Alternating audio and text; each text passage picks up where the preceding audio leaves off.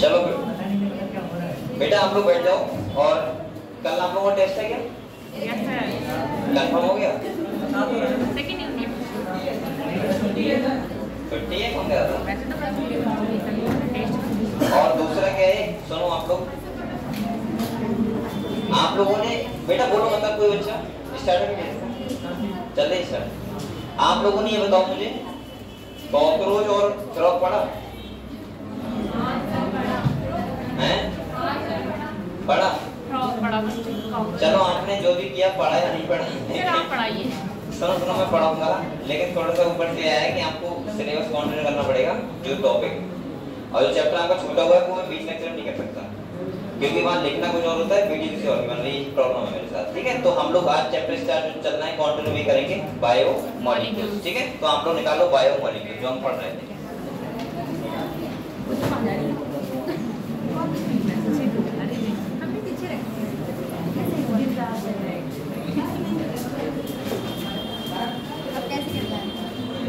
हम लोगों ने बायो मॉलिक्यूल्स में क्या क्या पढ़ लिया है, एक बार आप लोग मैं रिवाइज करवा रहा हूँ आपको। ठीक है, जैसे हम लोगों ने क्या क्या पढ़ा था वो एक बार रिवाइज कर देते हैं। उसके बाद आज हम लोग पढ़ेंगे एंजाइम। क्या पढ़ेंगे? एंजाइम पढ़ेंगे। और लास्ट टॉपिक है, मुझे लग रहा है यार चैप्टर भी हो जाएगा आपका, और ये हो जाएगा तो फिर ध्यान रखना हम लोग कल से जो नए सेक्शन से स्टार्ट करेंगे वो करेंगे cell cycle and cell division, और वो भी बहुत इंपॉर्टेंट चैप्टर है।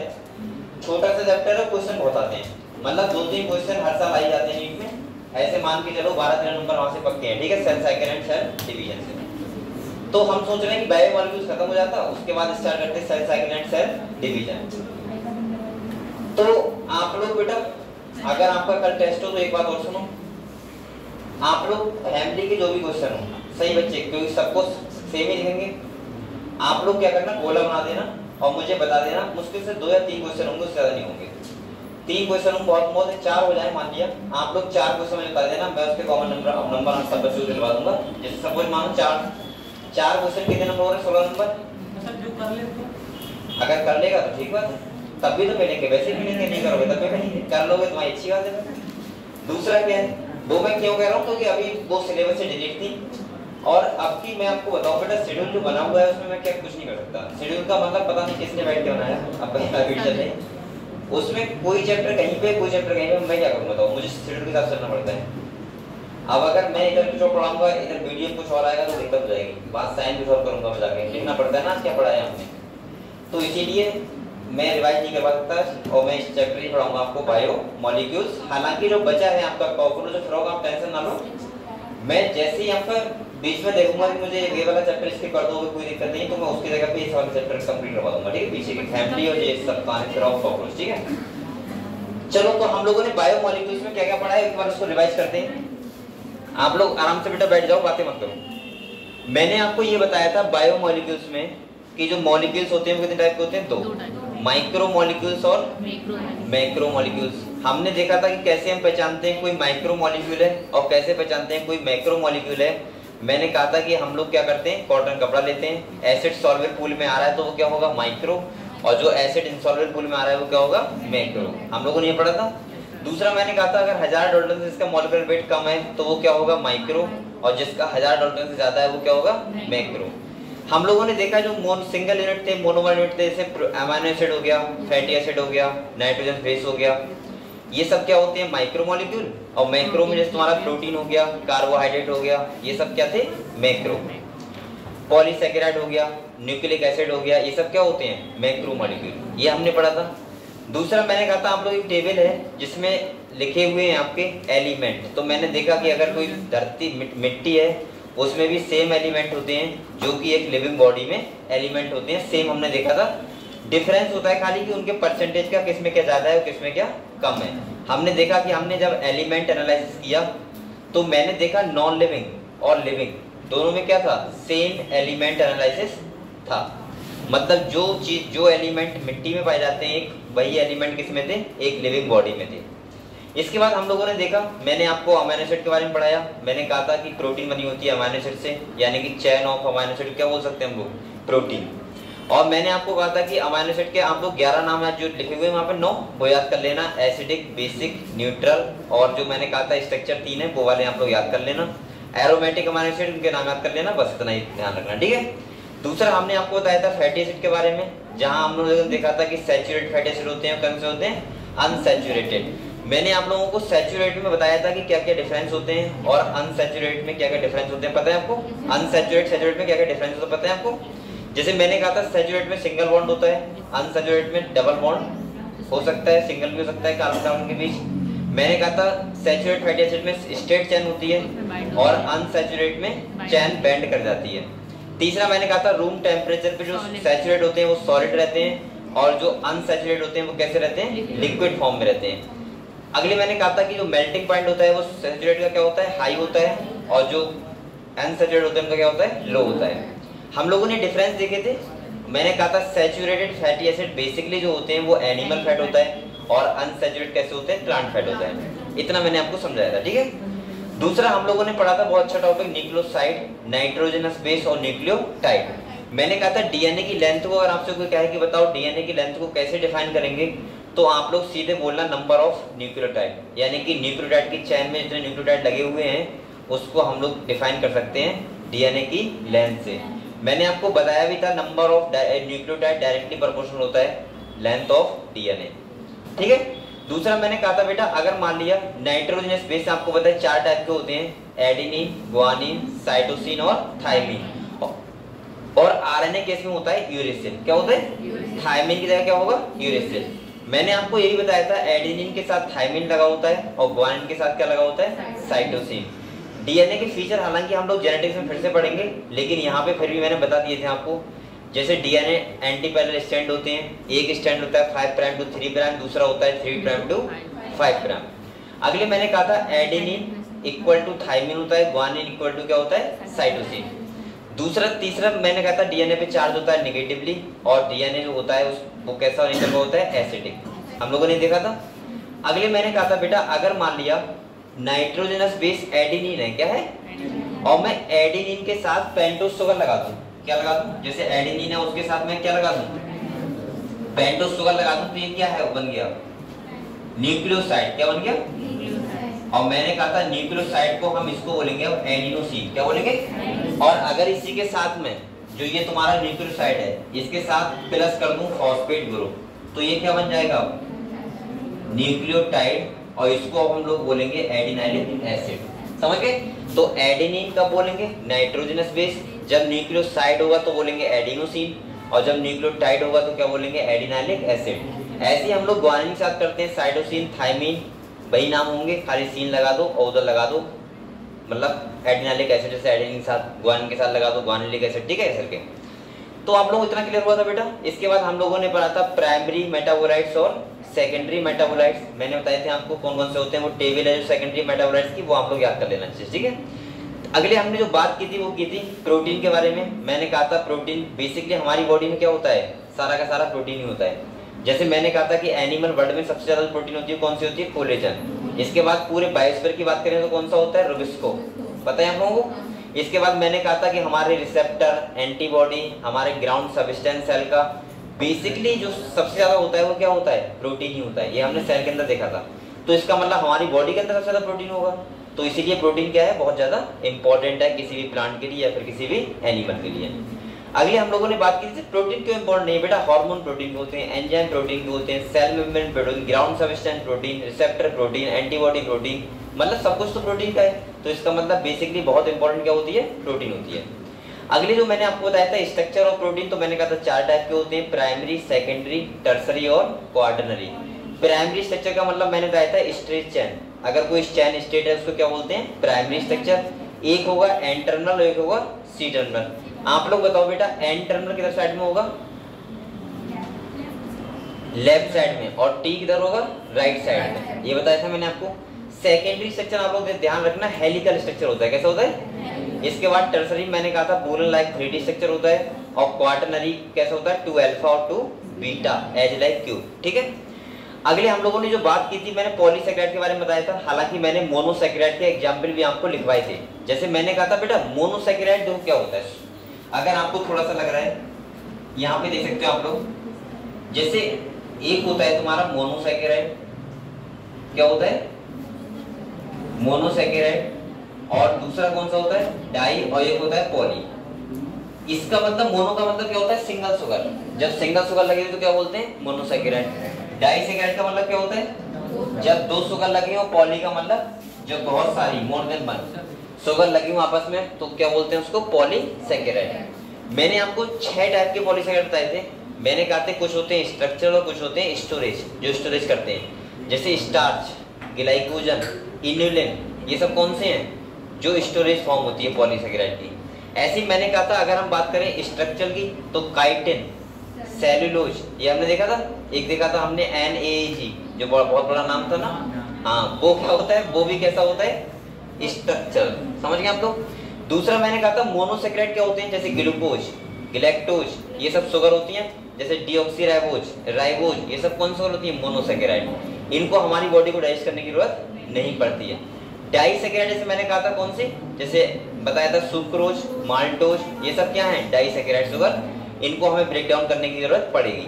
ऐसे ही मैंने कहा था स्टार्च कैसी शुगर है पॉलीसैकेराइड। पॉलीसैकेराइड का मतलब स्टार्च को हमें डाइजेस्ट करना पड़ेगा, पहले पॉलीसैकेराइड कन्वर्ट होगी डाइसैकेराइड में, उसके बाद कन्वर्ट होगी मोनोसैकेराइड में, समझ गए आप लोग। तो हम लोगों ने इतना पढ़ लिया। आज जो हमारा टॉपिक स्टार्ट हो रहा है वो क्या हो रहा है एंजाइम। थोड़ा सा मैंने आपको पिछला याद करवाया था हम लोग क्या पढ़ के आए हैं अभी तक। आज लास्ट टॉपिक है तुम्हारा क्या एंजाइम, और जो आप लोगों को अच्छे से पढ़ना है। एंजाइम से भी क्वेश्चन आते हैं। जब मैं कोई एंजाइम का नाम लेता हूँ बेटा, यहाँ देखो बातें कर रहे हैं आपको आएगा एंजाइम। बेटा अब आप लोग आराम से बैठ जाओ, बातें मत करो।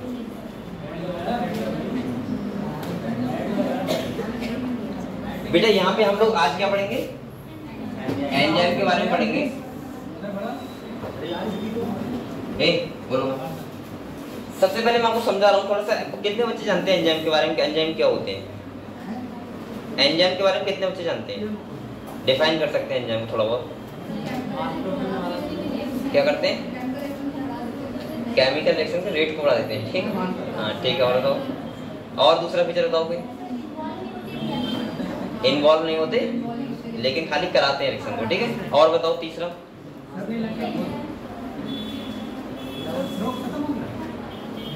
हाँ खत्म हो गया। और बताओ बेटा तीसरा एंजाइम के बारे में। All enzymes are, almost all enzyme are protein. हाँ ठीक बात है, लगभग सभी एंजाइम क्या होते हैं प्रोटीन होते हैं। और बताओ। चलो मैं आपको समझा रहा हूँ, ठीक है। अब आप लोग ध्यान सुनो थोड़ी देर बात को, आप लोग बैठ जाओ आराम से। देखो मतलब बैठने का मतलब बातें मत करो। जब भी मैं एंजाइम का नाम लेता हूँ तो बच्चे साथ में कनेक्ट करते हैं हार्मोन को। अगर आप लोग ना कर रहे हो तो अलग बात है। वैसे एंजाइम हार्मोन को, क्योंकि दोनों ग्लैंड से सीक्रेशन होता है, इसलिए हम ये मानते हैं कि एक होता है नाम कोई हार्मोन, क्या होता है बेटा हार्मोन, और एक नाम जो होता है कोई वो होता है एंजाइम। क्या होता है। बहुत बच्चे ऐसे हैं यहाँ पे जिससे ये नहीं पता होगा हार्मोन और एंजाइम में डिफरेंस क्या होते हैं, क्योंकि दोनों का सीक्रेशन किससे होता है ग्लैंड से। किससे होता है। हालांकि आपको ये पता है कि हमारी जो हार्मोन सीक्रेशन होता है वो अलग ग्लैंड से होता है और एंजाइम का सीक्रेशन अलग ग्लैंड से होता है। मैं थोड़ा सा पहले ये एक्सप्लेन कर दूंगा आपको ग्लैंड के बारे में, हालांकि हम अगले पढ़ेंगे लेकिन फिर भी मैं एक्सप्लेन कर रहा हूँ जिससे आपको एंजाइम पढ़ते हुए अच्छा लगे थोड़ा, ठीक है। देखो बेटा आप लोग सिंपल बात ये समझो,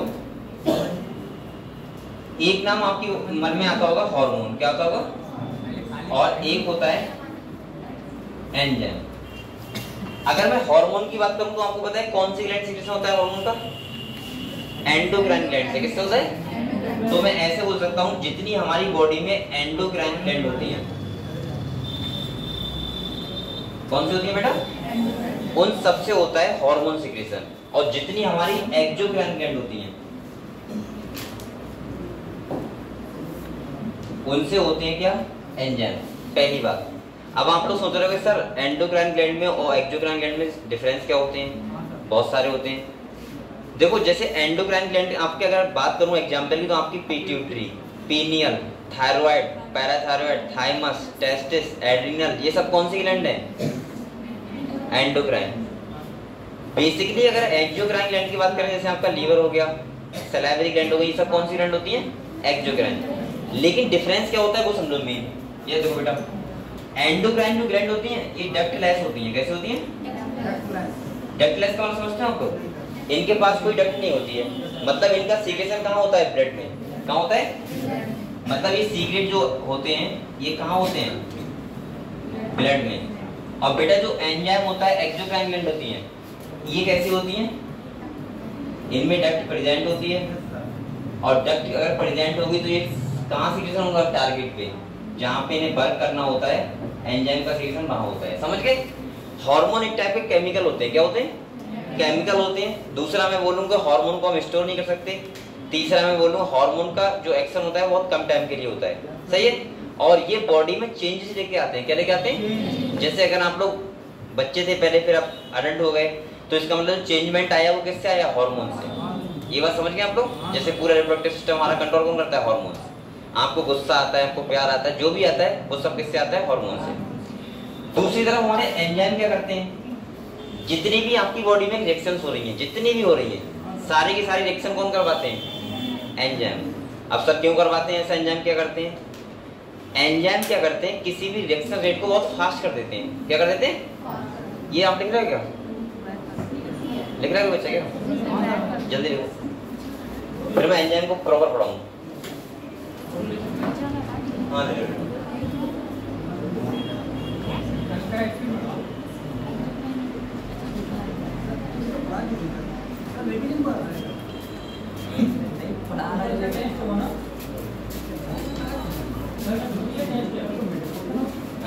कल एक बार कंफर्म कर लेना शाम को। अरे शाम को ना, अभी जाके ये मैं कर दूंगा। अभी कंफर्म आएंगे तो शायद हमारा कल टेस्ट होगा। ठीक है, सेकंड यूनिट आएगा। और अगर आप फैमिली क्वेश्चन छोड़ सकते हैं और आप लोग चाहो तो कॉकरोच प्रॉपर कर देना। ठीक है, मैं ग्रुप बता दूंगा। ठीक है, टेस्ट होगा आराम से। ठीक है। और दूसरा क्या है कि आप लोगों को अच्छे से पढ़ के आना है। ठीक है बेटा?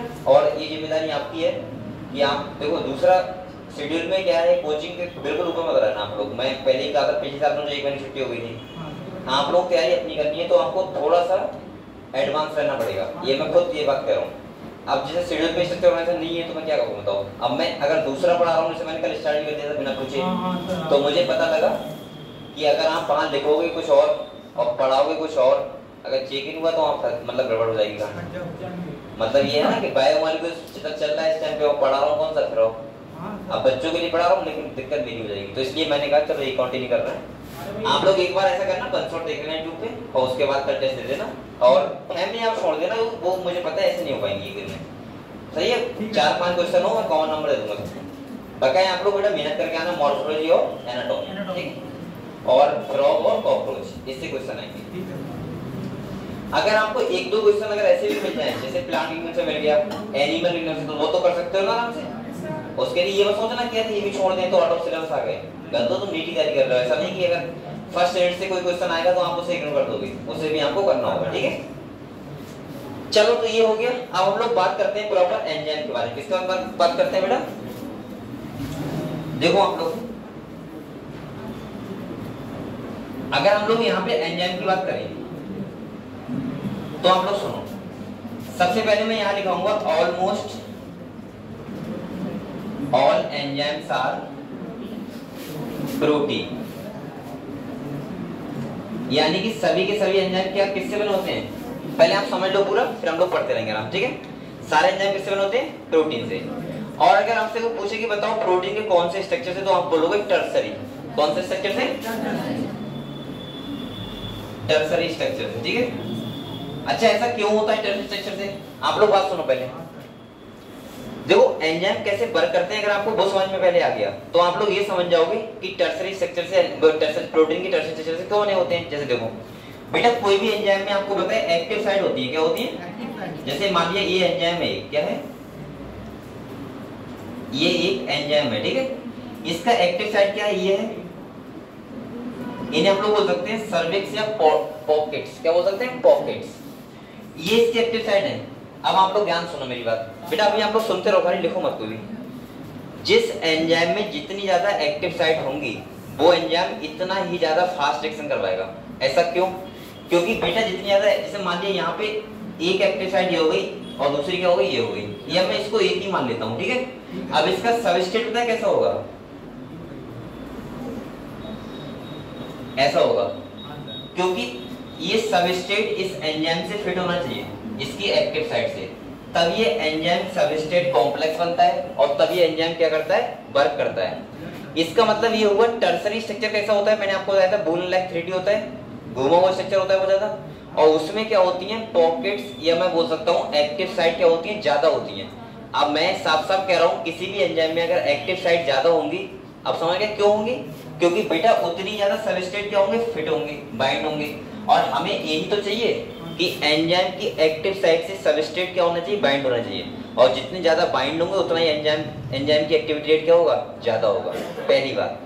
दूसरी बात सुनो, तो ये तो समझ गए आप लोग। दूसरी बात सुनो बेटा, कोई भी एंजाइम होते हैं वो किसी भी रिएक्शन के लिए क्या होता है, स्पेसिफिक। क्या होता है, स्पेसिफिक का मतलब समझते हैं आप लोग। अगर मान लिया ग्लूकोज से ग्लूकोज 6 फॉस्फेट एक एंजाइम है हेक्सोकाइनेज, वो बना रहा है, तो इसका मतलब ये है कि ग्लूकोज से ग्लूकोज 6 फॉस्फेट हमेशा कौन यूज होगा, हेक्सोकाइनेज ही होगा। अब आपको लग रहा हो सर ऐसा क्यों होता है कि कोई भी एंजाइम किसी भी रिएक्शन के लिए स्पेसिफिक होता है। जैसे अगर मैं कहूं कि आपका C3 साइकिल में 5 एंजाइम इन्वॉल्व हो रहे हैं, तो बेटा C3 साइकिल में वही 5 एंजाइम इन्वॉल्व होंगे, दूसरे नहीं हो सकते। ऐसा नहीं कि एक एंजाइम सारी रिएक्शन करा देगा, ऐसा क्यों नहीं होता है वो समझो। आप लोग बताओ बेटा, इधर देखो, अगर मैं यहाँ पे एक बात करूं, जैसे मैं फिर से वैसे बना रहा हूँ, ये कोई एंजाइम है, क्या है ये एंजाइम, E फॉर एंजाइम, ठीक है, लेकिन मैं एंजाइम E फॉर पर्पस नहीं बनाता हूँ, मैं इस पर्पस से बनाता हूँ, इसमें एक्टिव साइट दी जाती है, ठीक है। अब आप लोग बताओ, अगर इसका तुम इस एंजाइम के लिए सबस्ट्रेट ये लाओगे, क्या बताओ इसकी एक्टिव साइट से बाइंड होगा? आप लोग बताओ, अगर इसकी एक्टिव साइट के लिए ये बाइंड हो जाएगा, नहीं होगा ना, तो ये वर्क ही नहीं करेगा। मतलब इसका सबस्ट्रेट बेटा कैसा होना चाहिए, इसका सबस्ट्रेट ऐसा होना चाहिए।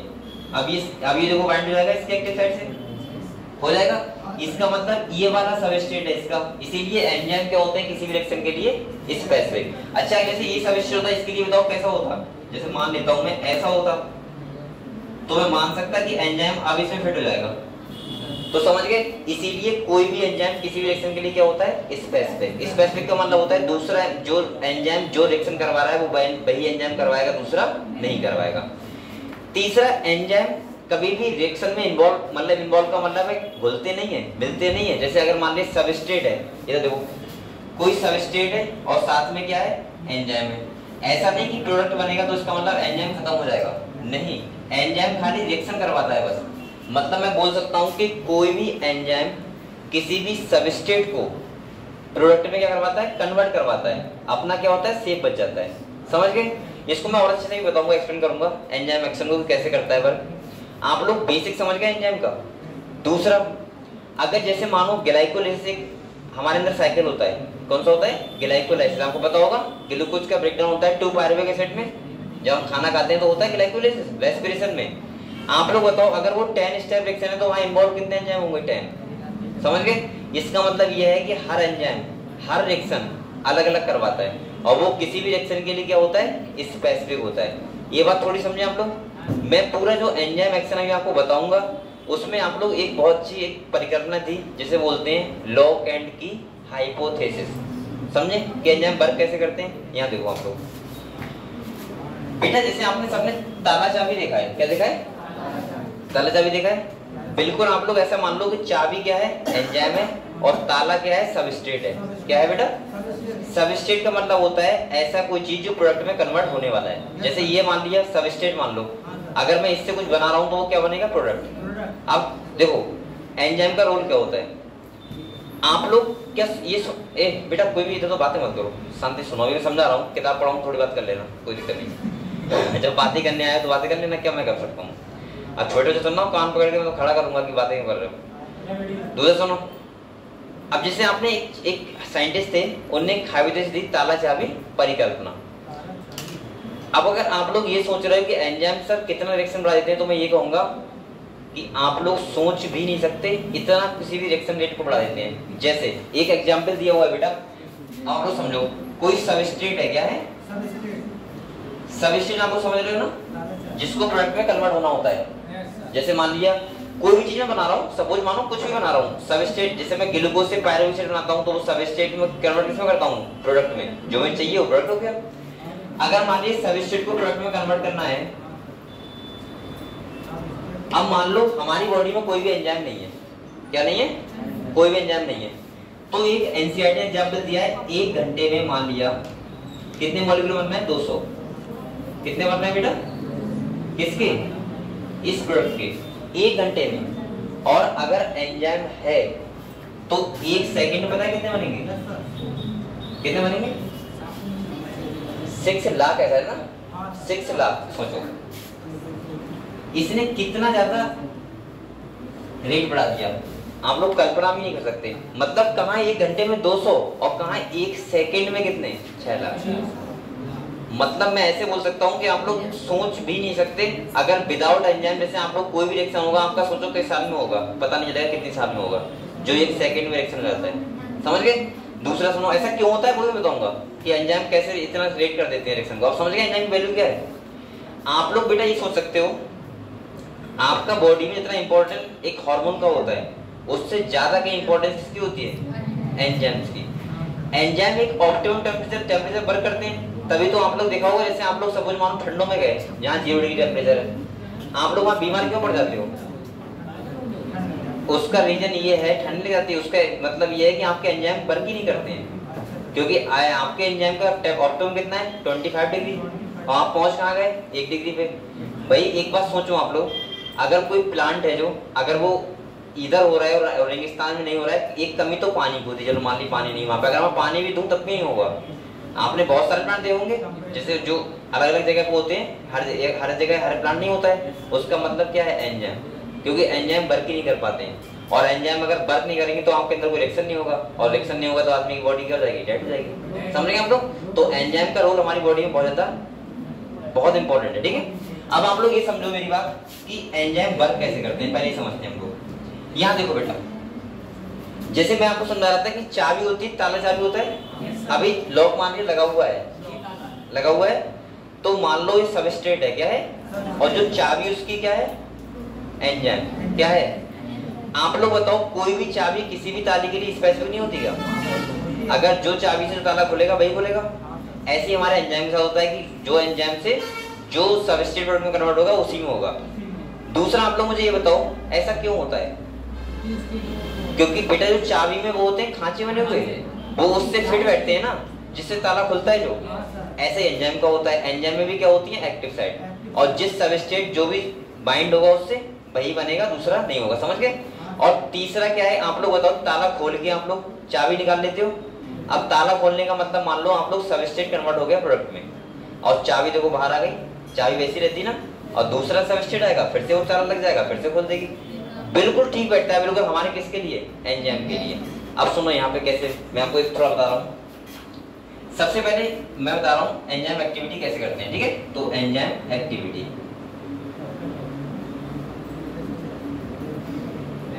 यहाँ पे आप लोग सुन लो पहले बेटा। यहाँ ये देखो, जैसे मान लीजिए कोई एंजाइम है, क्या है ये, क्या है, एक एंजाइम है, क्या है, मैं लिख दे रहा हूँ यहाँ पे एंजाइम, ठीक है। इसका सबस्ट्रेट बताओ कैसा होगा, ऐसा ही तो होगा सबस्ट्रेट, तभी तो इसे फिट हो पाएगा। तो ये क्या होगा, सबस्ट्रेट, क्या हो गया, सबस्ट्रेट हो गया। और जब ये आपस में मिलते हैं तो बनाते हैं एंजाइम सबस्ट्रेट कॉम्प्लेक्स, क्या बनाते हैं, और ये कुछ ऐसा हो जाएगा। अब इस वाला आपको इसी से देख के समझ में आ जाएगा कि लगभग क्या खेल चल रहा है यहाँ पे। समझ गए, ये फिट हो गया, ये बन गया एंजाइम सबस्ट्रेट कॉम्प्लेक्स, ये क्लियर हुआ। दूसरा बेटा अब आप क्या होगा, देखो एक तो बन जाएगा प्रोडक्ट, क्या बन जाएगा, प्रोडक्ट बन जाएगा। मान लो मैं लिख दे रहा हूँ साफ, ठीक है, प्रोडक्ट बन गया सबस्ट्रेट से, और एंजाइम क्या हो जाएगा, अलग, क्या हो जाएगा, अलग हो जाएगा, और बाद में फिर से ये दूसरी रिएक्शन कराएगा। समझ गए हम लोग। ऐसे काम करता है कोई भी एंजाइम, मतलब किसी रिएक्शन में इन्वॉल्व नहीं होते हैं, खाली कराते हैं। दूसरा आप लोग अपने माइंड में रखना हमेशा, ताला चाबी, जैसे चाबी ताला काम होता है, वैसे यहाँ पे किसका काम होता है, एंजाइम का। मतलब एंजाइम स्पेसिफिक होंगे, सारे प्रोटीन बने होते हैं, टर्सरी स्ट्रक्चर के प्रोटीन के टर्सरी स्ट्रक्चर बने होते हैं। क्यों, क्योंकि उसमें पॉकेट ज्यादा होती हैं। हर एक रिएक्शन के लिए एंजाइम स्पेसिफिक होते हैं, मतलब अलग एंजाइम होते हैं। एंजाइम एक ऑप्टिमम लेवल पे क्या करते हैं, वर्क करते हैं। तो बेसिकली हम लोग क्लासिफिकेशन पढ़ेंगे, और साथ में एक टॉपिक पढ़ेंगे आज, कोफैक्टर। क्या पढ़ेंगे, कोफैक्टर जहां से लगभग क्वेश्चन आंसर आ जाता है। तो आप लोग अब एनसीईआरटी निकालो, ठीक है, हम लोग पढ़ते हैं थोड़ा एंजाइम के बारे में। अब आप लोग समझ गए होंगे एंजाइम की क्या बात चल रही है, सही है।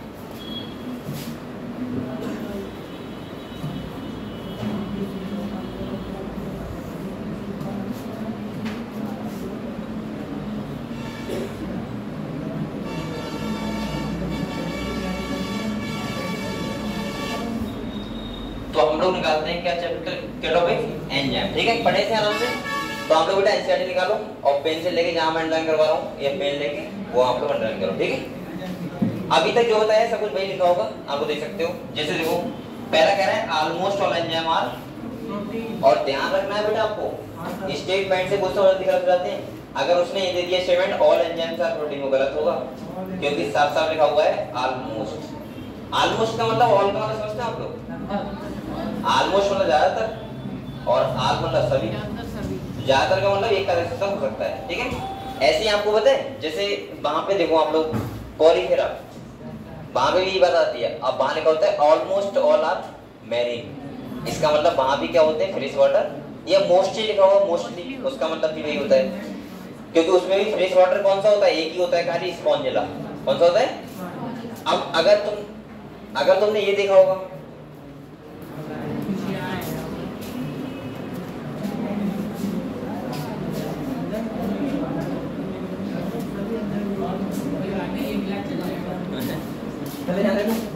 तो बेटा ये बताओ मुझे, जैसे ऐसे ही आप लोग बताओ, अगर मैं इकाइन बेटा की बात कर रहा हूँ, किस बात कर रहा हूँ, तो क्या वहां मैं ऑलमोस्ट लिखूंगा, नहीं, वहां मैं लिख सकता हूँ ऑल आर मैरीन, क्योंकि मुझे पता है कि वहां कोई भी फ्रेश वाटर नहीं है, कोई भी एक्सेप्शन नहीं है।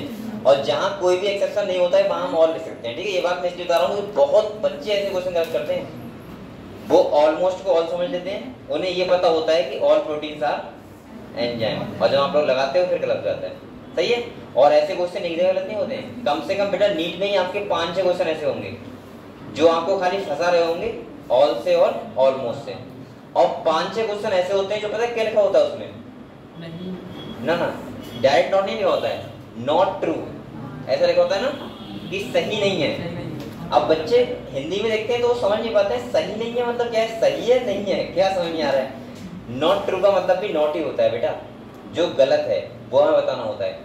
और मैं एक बात आपको और बता दूं कि जब भी आप पेपर दिया करो, टेस्ट दिया करो, जैसे आपका कल टेस्ट है, आप लोग एक बात ध्यान रखना बेटा, अभी से करिए, ये मैं कहते हैं आपको 100% से बता रहा हूँ, आप लोग पूरा देख लेना, नीट में जाकर वही निकलेगा।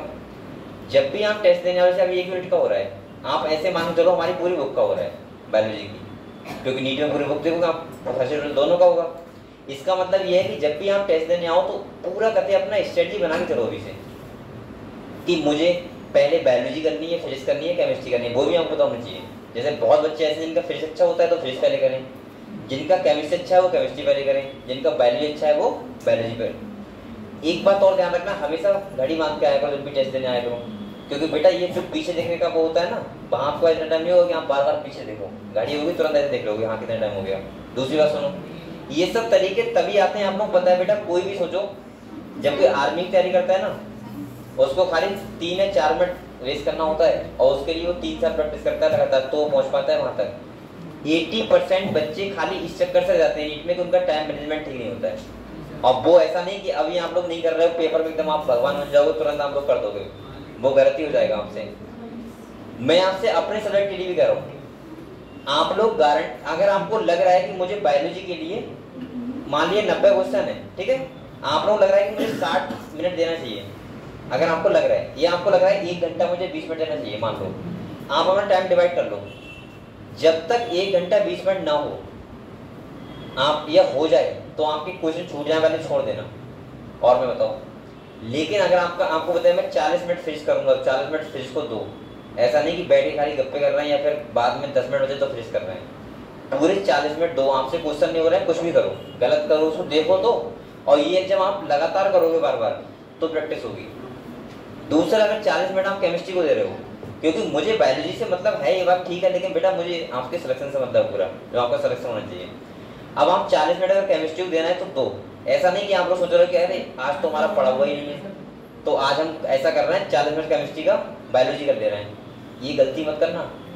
चाहे भले ही आप 40 मिनट पेपर ही देखते रहो कि क्या लिखा हुआ है केमिस्ट्री में, अगर आपको नहीं भी कर मिला है तो, लेकिन अपना टाइम मैनेजमेंट बहुत अच्छा रखो। इस वजह से रखने देना बता रहा हूँ, क्योंकि टाइम मैनेजमेंट बहुत डिपेंड करता है पेपर में, समझ गए। अगर आप 1 घंटा 20 मिनट बायोलॉजी देना चाहते हो 1 घंटा 20 मिनट देना, नहीं हो रहा है तो छोड़ दो, लेकिन 40 मिनट आपको फिजिक्स को भी देने पड़ेंगे, 40 मिनट केमिस्ट्री को भी। ऐसा आप नहीं कर सकते कि बायोलॉजी में आपने 2 घंटे लगा दिए, आप सोच रहे हो चलो इसमें तो 90 हो गए। बेटा 90 होने से सिलेक्शन नहीं होगा आपका, आपको उधर भी टाइम देना पड़ेगा। अब 1 घंटा में आप सोच रहे हो फिजिक्स केमिस्ट्री दोनों कर लेंगे, कैसे कर लोगे? कर ही नहीं पाओगे, क्योंकि बेटा उसके लिए भी एक सफिशिएंट टाइम चाहिए ना।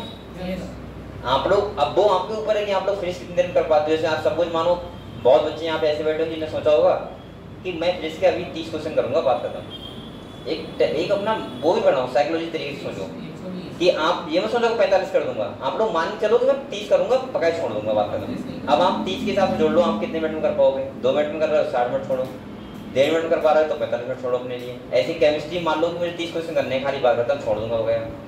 कितने हो गए? 60 क्वेश्चन हो गए आपके। और बायोलॉजी में आपने मान लिया कि मैं 80 करूंगा, 10 छोड़ दूंगा या कुछ भी हो। अब आपके कितने क्वेश्चन हो गए? 140। 140 का नंबर कितने हो गए? 560। और इसका मतलब आपका सिलेक्शन हो गया। सिलेक्शन इतने इस साल हो जाएगा, मैं ये नहीं कह रहा हूँ इस साल का, मैं ये कह रहा हूँ कि आप लोग स्ट्रेटजी बना के चलो। मैंने आपको समझाया है इस तरीके से।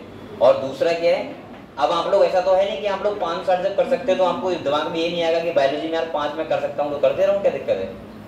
वो एक्स्ट्रा होते हैं, पहले वहां तक पहुंचोगा तो। अब आप लोग क्या करते हो, 720 चक्कर से कितने आ जाते हैं? 200 पर जाते हो, क्योंकि नेगेटिव मार्किंग आपकी नहीं जाती है। आपकी बहुत सारे बच्चे ऐसे थे जो वहां पे दिमाग ही नहीं लगा पाए, पेपर देने गए तो उनके मन में वही बैठा होता 630, क्योंकि बहुत लोगों ने बिठा दिया था ना 640 से कमाएंगे तो सिलेक्शन नहीं होगा। अब वो इसी पे, अब बच्चे वहां जाके उनके पास इतना दिमाग नहीं होता बच्चों के पास, वो सोच ही नहीं सकते इतनी जल्दी। अगर वो सोच पाते तो बच्चे क्यों होते? वो वहां पता क्या सोचते हैं, या तो इस पार या फिर उस पार, या तो 700 ही नंबर आएंगे या फिर देखा जाएगा सिलेक्शन तो वैसे ही नहीं हो रहा है। बेटा वो भूल जाते हैं कि 200 नंबर आने से अच्छा कम से कम 450 आते तो ज्यादा अच्छा लगता है घर वालों को भी, और खुद का ही मनोबल रहता है कि 450 नंबर अच्छे आए हमारे, और मतलब हर किसी अच्छा लगता। मेन चीज है कि स्ट्रेटजी बनाओ। अब वहां पे जिन बच्चों ने दिमाग लगा लिया पेपर थोड़ा टफ है, आप लोग, मैं कहता हूँ सबसे पहले जाकर पेपर ही देखा करो एक बार 10 मिनट, सारे क्वेश्चन एक बार देख लो। देखने का मतलब नहीं पढ़ रहे हो, मतलब जल्दीबाजी में आपको अनुमान लग जाएगा पेपर कैसा है। आपको लग रहा है टफ है तो थोड़ा टारगेट थोड़ा नीचे रखो, आपको लग रहा है पेपर आसान है तो टारगेट थोड़ा। जिस बच्चे ने आपकी 500 प्लस नंबर लेके आया उसका कोई ना कोई गवर्नमेंट कॉलेज मिला है, समझ गए? क्लियर?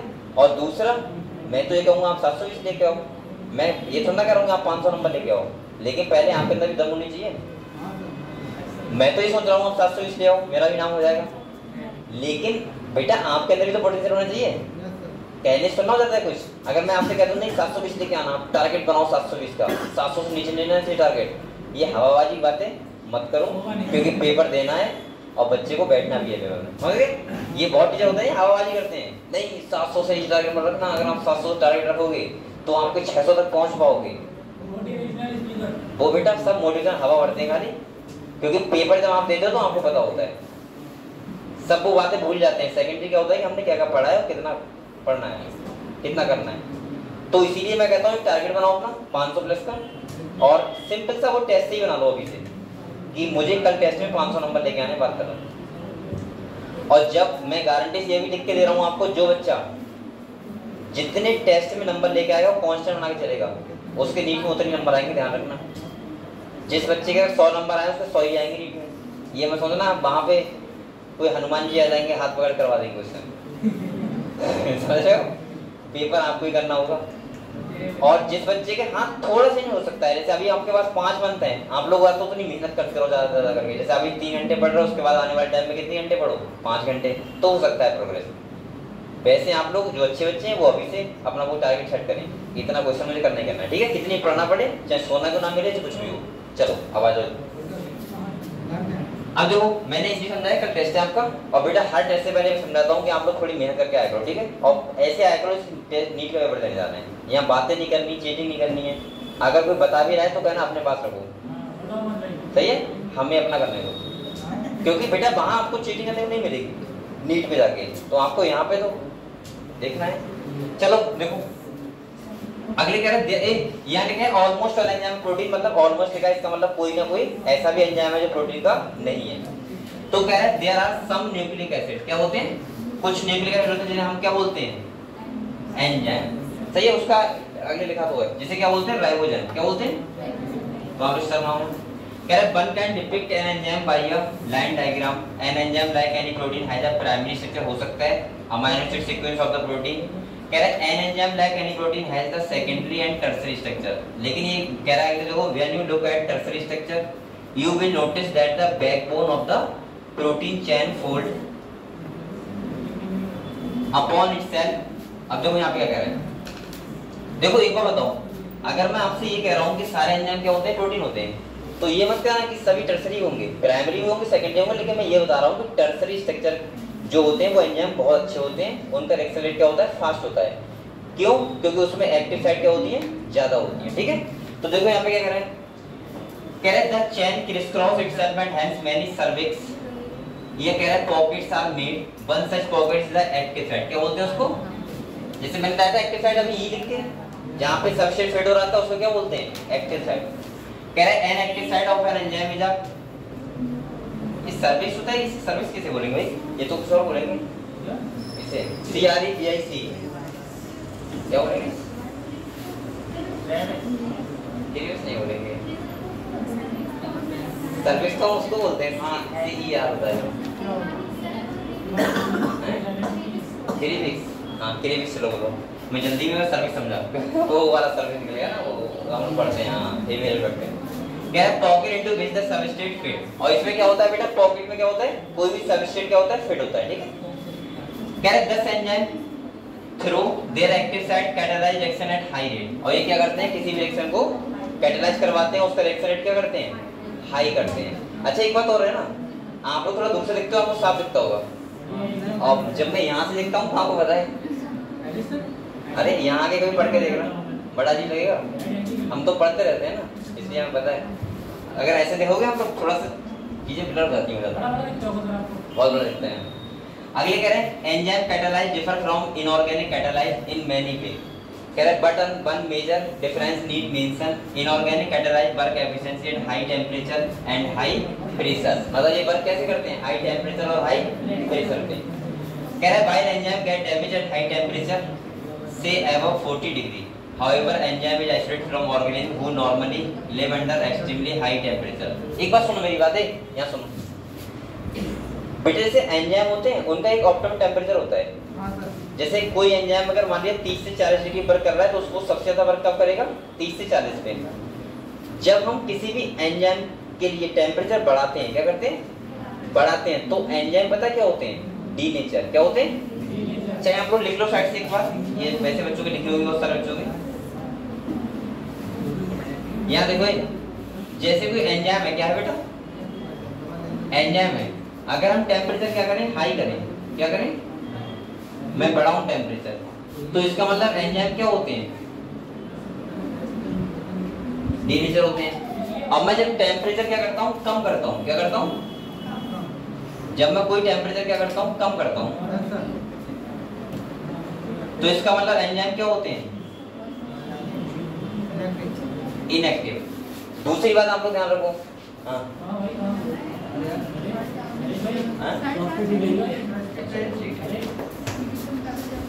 अरे बुखार आ रहा है उससे, तो थोड़ी ये देखो बेटा, नहीं एकदम मुझे लगा ऐसे बॉडी में चेंजमेंट आएगा, नीचे आया था कल इसीलिए तो आया नहीं, मैंने क्या आया, मैंने कहा चल दवाई क्यों जस्ती से क्यों लेके आया, चलो कोई बात नहीं। और स्वास्थ्य का आप लोग थोड़ा ध्यान रखो, ये बहुत जरूरी होता है, स्वास्थ्य आपका कैसा रह रहा है, क्योंकि बेटा इससे आपका लेक्चर मिस होता है। दूसरा क्या है कि आप लोग टेस्ट में या पेपर में प्रॉब्लम हो सकती है, तो वो चीज ध्यान रखो। ठीक है, थोड़ा सा हेल्थ का भी ध्यान रखो। ये देखो अगर कोई एंजाइम इनएक्टिव है तो द्वारा एक्टिव हो सकता है, और कोई डीनेचर हो जाए तो द्वारा डीनेचर नहीं होगा। इसीलिए सुनो बेटा, इसीलिए आपने देखा होगा, जब भी आपने देखा होगा एक चीज, जब भी कोई एंजाइम होता है, एंजाइम जैसे आप देखो खाना है, खाना को फ्रिज में रखते हैं तो उसका मतलब वो खाना फिर से निकालोगे क्या बेकार नहीं होता है, हो जाता है। जब तक फ्रिज में रहेगा तब तक सही रहेगा। इसका मतलब ये है कि जो खाना है उसमें जो बैक्टीरिया है उनके एंजाइम क्या हुए हैं, इनएक्टिव, ना कि डीनेचर। और जब आप फ्रिज से खाना निकालोगे तो वो कैसे हो जाएंगे, तुरंत एक्टिव। खाना क्या कर देंगे, बेकार। इसीलिए मैं सलाह दूंगा थोड़ा सा कि आप लोग फ्रिज की चीजें खाने से थोड़ा सा बचा करें, थोड़ा सा बचा करें, बल्कि चीजों को गर्म करके खाया करें। जैसे अगर आप गर्म कर रहे हो, जैसे डॉक्टर होता है पानी पीने के लिए गर्म क्यों बताता है, वो ये भी कह सकता है कि फ्रिज में पानी रखा है वो ठंडा पी लो, इसीलिए बताता है क्योंकि डॉक्टर पता है गर्म पानी करेंगे तो उसका बैक्टीरिया क्या हो जाएंगे, बैक्टीरिया के एंजाइम डीनेचर हो जाएंगे, और डीनेचर जाएंगे इसका मतलब वो इन्फेक्शन अंदर जाके नहीं करेंगे, दोबारा डीनेचर नहीं होगा। समझ गए बात, ठीक है। चलो अगले देखो, लिखोगे ये बात, जिसकी लिखी हुई वो लिख लो, जैसे बहुत सॉरी मत लिखो, इसके लिखा हुआ नहीं वो लिख लो।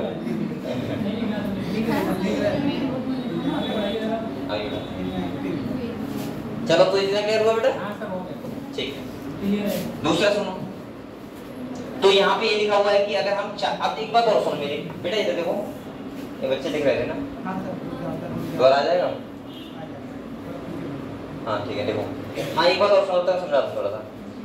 अब आप कहोगे सर ऐसे भी तो एंजाइम होते हैं जो बहुत ज्यादा टेम्परेचर पे सर्वाइव वो वर्क करते हैं, तो बेटा वो टेम्परेचर उनके लिए ऑप्टिमम होता है। जैसे सपोज मानो अगर आप ऐसा कोई बैक्टीरिया है जो बहुत ज्यादा टेम्परेचर में क्या कर रहा है, सर्वाइव कर रहा है, किस पे, बहुत ज्यादा टेम्परेचर पे। अगर मैं उस बैक्टीरिया से कोई एंजाइम को एक्सेप्ट करूंगा तो वो एंजाइम का ऑप्टिमम क्या हो जाएगा, ज्यादा हो जाएगा। जैसे आपने एक सुना होगा बायोटेक्नोलॉजी, पीसीआर नाम सुना है आप लोगों ने, पीसीआर का। पीसीआर में एक हम एंजाइम निकालते हैं टेम्प पॉलीमरेज, जो सबसे इंपॉर्टेंट होता है, उसका पता है ऑप्टिमम लेवल कितना होता है, 90 डिग्री, 90 होता है, 80 से 90 मान लो, हाँ 90 मान लो, तब तो कर रहा हूँ मैं। एक दो सुनो, अब आप कहोगे सर उसका ऑप्टिमम 90 कैसे हो गया, क्योंकि उसका जो बैक्टीरिया था जिससे एक्सेप्ट किया वो पता है कौन सा, थर्मस एक्विटिकस। वो बैक्टीरिया कहाँ रहता है, हाई टेम्परेचर में। तो आप लोग एक बात और ध्यान रखना, सुनो, जैसे अगर आप लोग कहो किसी का ऑप्टिमम टेम्परेचर 40 है और किसी का क्या है 80 है, किसी का क्या है 20 है, तो जहां जो ऑर्गेनिज्म रह रहा होगा उसका ऑप्टिमम वही होगा। उसके लिए अब देखो जैसे आपका 40 है, अब कोई ऐसा इंसान है जो कहाँ रह रहा है, 0 डिग्री रह रहा है हमेशा, तो उसका ऑप्टिमम 40 नहीं होगा, उसका वर्क जो मैक्सिमम करता होगा कितने करता होगा, 0 डिग्री में। जब वो इधर आएगा तो उसे प्रॉब्लम होगी। भाई ये तो वही हिसाब हो गया ना, जैसे अगर सपोज मानो एक ये पीलीभीत है अभी, ठीक है, अभी पीलीभीत है, यहाँ से एक आदमी उतरे जो हमेशा रह रहा है -5 डिग्री पे, तो वो यहाँ अगर हवाई जहाज से उतरा वो क्या बोलेगा बताओ, कितनी गर्मी है, बोलेगा नहीं बोलेगा, क्योंकि वो हमेशा -5 पे रह रहा है, उसने गर्मी देखी नहीं है। अब एक आदमी कहाँ से आया, वेस्ट इंडीज से, तो वो पता है क्या बोलेगा, कितनी ठंड है, ठंडा मौसम है ना, क्योंकि वो हमेशा कितने पे रह रहा है, 60 डिग्री रह रहा है। तो डिपेंड ये करता है कि वो इंसान कहाँ रह रहा है, उसका ऑप्टिमम वैसा ही होता है, ठीक है। ये मत सोचना कि 40 ही होता है, ध्यान रखना ये बात, मैं बार बार बोल रहा हूँ, हर एंजाइम का ऑप्टिमम क्या होता है अलग अलग। अब हम ऐसे ध्यान रखो, तो यहाँ पे ये लिखा है बेटा देखो, ये कह रहे हैं हाई टेम्परेचर जैसे हॉट वेंट हो गए, सल्फर स्प्रिंग हो गया, are stable and retain their catalytic power even at high temperature, कितना 80 से 90 डिग्री। और कह रहा है thermal stability is thus an important quality of such enzyme isolate from thermophilic organism, और जो ऑर्गेनिज्म बहुत ज्यादा हाई टेम्परेचर रहते हैं उन्हें बोलते हैं थर्मोफिलिक ऑर्गेनिज्म। समझ गए बात। चलो अगले देखो केमिकल रिएक्शन। बेटा यहाँ पे कुछ भी ऐसा नहीं है जो आपको पढ़ाया जाए, अगर आप चाहो तो अपने आप जल्दी से 1 मिनट पढ़ लो। यहाँ ये बताया गया है कि हमारा जितने भी एंजाइम होते हैं वो अलग अलग रिएक्शन में अलग अलग इन्वॉल्व होते हैं। आपको पता है 2 टाइप का प्रॉपर्टी होता है, एक होता है फिजिकल, एक होता है, आप लोग केमिस्ट्री पढ़ चुके हो इसीलिए मैं इसके पढ़वा रहा हूँ। फिजिकल का मतलब क्या होता है बताओ, अरे अगर फिजिकल चेंज का मतलब क्या होता है, जहाँ कोई ब्रेक डाउन ना हो बॉन्ड वगैरह का, उनका खाली स्ट्रक्चर चेंज हो रहा है, बाहर से वेव वाले चेंज फिजिकल होते हैं। जैसे पानी से बर्फ बन गया बताओ कैसे चेंज है, फिजिकल।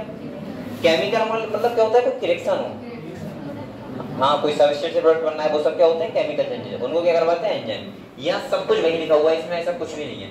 अगर आपसे कहा जाए रेट कैसे बताओगे, रेट तो आप बताओ कैसे बताते हैं किसी का रेट। अब आप लोग बायोलॉजी पढ़ रहे हैं, थोड़ा सा केमिस्ट्री आपको मैथ आपको कमजोर है, रेट कैसे निकालोगे, गधो कितने टाइम में कितने प्रोडक्ट बन रहे हैं उसको क्या बोलते हैं, रेट। रेट का मतलब होता है प्रोडक्ट अपॉन टाइम।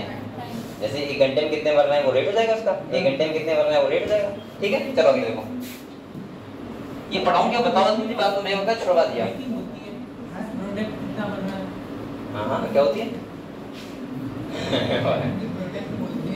प्रोडक्ट बोलते हैं। मैं रेट क्या करूँ, रेट क्या निकालूं? चलो अरे और रेट क्या होता है बताओ। अगर तुम ये कहोगे कि रेट ज्यादा है कम है तो कैसे निकालोगे? कितने टाइम में कितने प्रोडक्ट बन रहे हैं, नहीं समझ बात?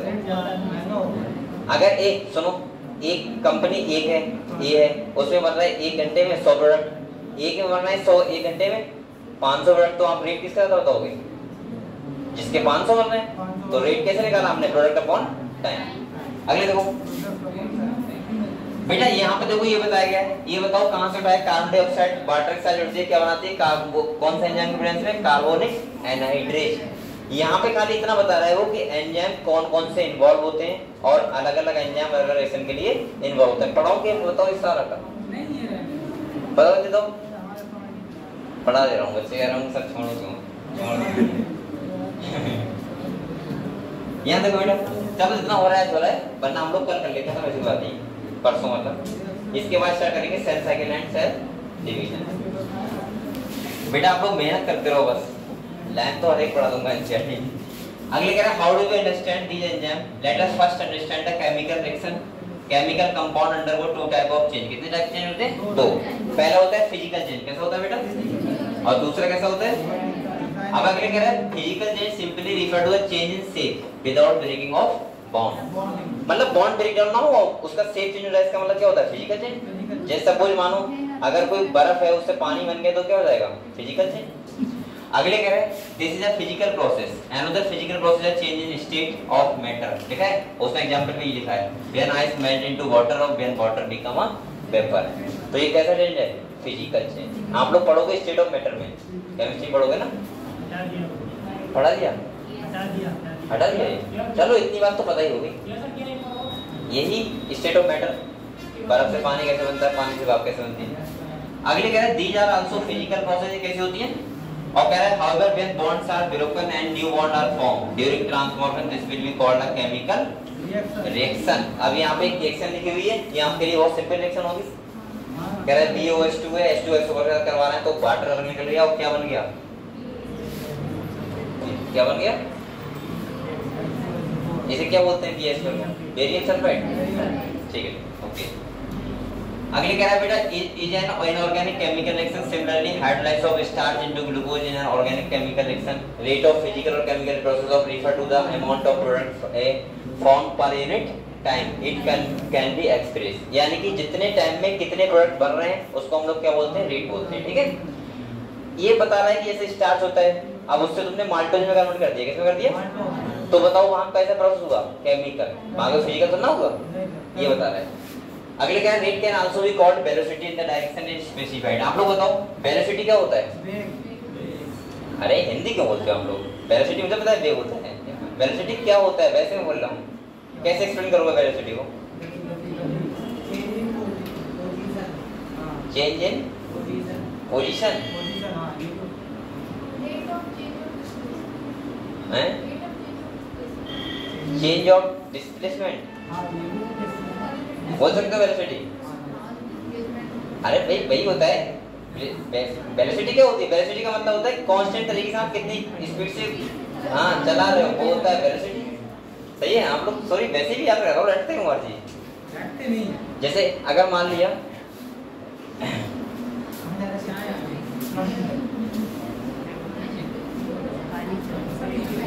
बेटा यहाँ पे देखो, आप लोग हर चीज का फॉर्मूला रटते हो ना?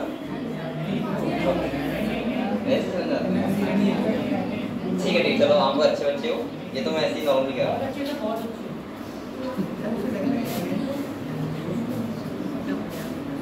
चलो बेटा यहाँ देखो, आपको इधर देखो, तो ये पढ़े, ये तो आपने समझ लिया।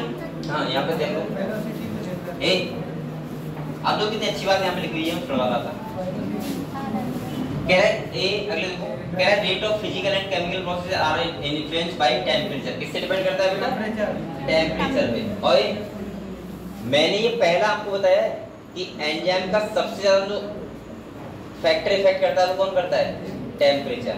टेम्परेचर बढ़ रहा है या फिर कम हो रहा है। और इनने कितना बोला है देखो आप लोग, कह रहा है कह रहे a general rule of thumb is that rate double or decrease by half for every 10 degree change in either direction। इसका मतलब समझे आप लोग? सुनो, अगर किसी एंजाइम का ऑप्टिमम 40 है, कितना है? अगर बेटा सुन लो, आप लोग सब लोग, अगर 10 डिग्री कम कर रहे हो टेम्परेचर या 10 डिग्री बढ़ा रहे हो, रिएक्शन रेट तुरंत डबल या हाफ हो जाएगा। सोचो कितना ज्यादा चेंजमेंट आता है टेम्परेचर से। ये लाइन आप लोग इस तरह मानो, यहाँ पे बहुत इंपॉर्टेंट है। देखो क्या कह रहा है, फिर सुन लो। कह रहा है दैट रेट डबल और decrease by half for every 10 degree change in either direction. मतलब जैसे आपने 10 डिग्री चेंज किया तो उसका मतलब रिएक्शन रेट क्या हो जाएगा? तुरंत हाफ। और 10 डिग्री बढ़ाया तुरंत क्या हो जाएगा? डबल। मतलब 10 डिग्री में सोचो कितना हो रहा है, या तो हाफ हो रहा है या फिर डबल हो रहा है। समझ गए? ठीक है, ये वही हिसाब है। जैसे मान लीजिए 40 ऑप्टिमम, 40 टेम्परेचर पर अगर 100 प्रोडक्ट बन रहे हैं, आपने कितना कर दिया? 30, तो कितने बनेंगे? 50। और अगर आपने 40 था और 30 किया हुआ है, 40 करोगे तुरंत ही, तो कितना हो जाएंगे? डबल तुरंत। समझ गए? ठीक है। अगले क्या है? Catalyse reaction process at rate vastly higher than that of uncatalyzed ones. When enzyme catalyzed reaction are observed, the rate would be vastly higher than the same but uncatalyzed reaction. For example, यहाँ पे आप ये बताना चाह रहा है कि catalyse होता है, अनकैटालाइज होता है। कैटालाइज का मतलब क्या होता है?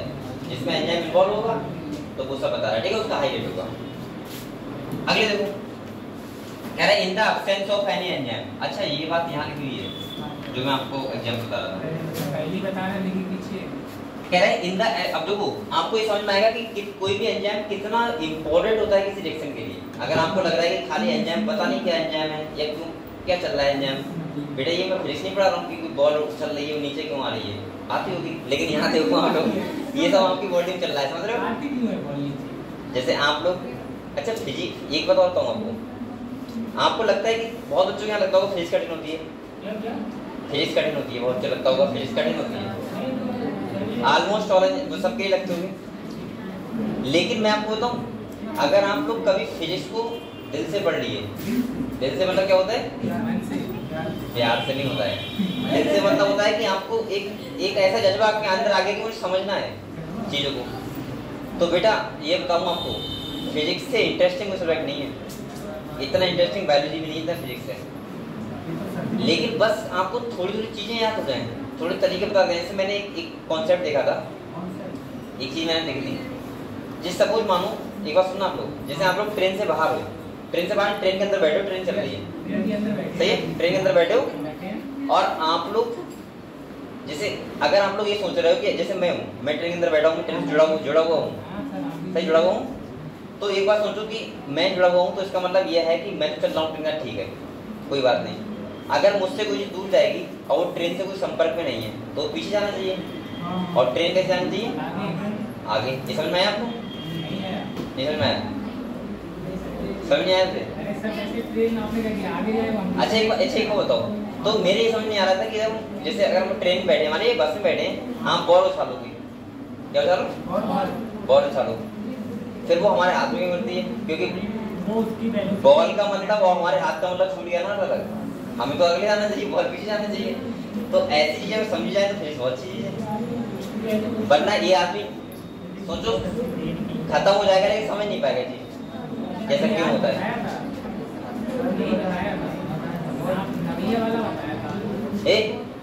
जैसे आप लोग अभी मान लिया, आप लोग आप चल रहे हो, कोई चीज फेंकोगे, आप अगले निकल जाओ, वो चीज पीछे रह जाएगी, क्योंकि आपका संपर्क छूट गया ना। लेकिन आप किसी के अंदर बैठे हो और तब आप फेंक रहे हो, तो तब भी संपर्क तो तब भी छूटा है ना, लेकिन फिर भी हमारे हाथ में गिरेगी। उसे बल्कि कहाँ जाना चाहिए? पीछे, और हमें कहाँ जाना चाहिए? अब वो वही तो बात है, मैं यही तो कह रहा हूँ कि बेटा बहुत सारी चीजें ऐसी होती है फिर समझ वाली होती है, वो मुझे समझ नहीं आती कभी ऐसा क्यों होता है।